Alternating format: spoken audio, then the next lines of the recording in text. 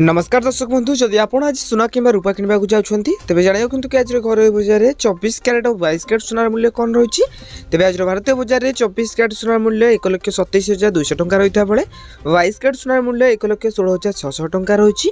ठीक सेहीपरि राजधानी भुवनेश्वर में 24 क्यारेट सुनार मूल्य 10 ग्राम पिछा 1,27,200 टंका रही बेले 22 क्यारेट सुनार मूल्य 1,16,600 टंका रही। ठीक सेहीपरि मुंबई में 24 क्यारेट सुनार मूल्य 1,27,200 टंका रही बेले 22 क्यारेट सुनार मूल्य 1,16,600 टंका रही। तेज नुआदिल्ली में 24 क्यारेट सुनार मूल्य 1,27,350 टंका रही बेले 22 क्यारेट सुनार मूल्य 1,16,750 टंका रही। एपरिक दक्षिण भारत प्रमुख सहर चेन्नई में 24 क्यारेट सुनार मूल्य 1,27,640 टंका रही बेले 22 क्यारेट सुनार मूल्य 1,17,000 टंका रही।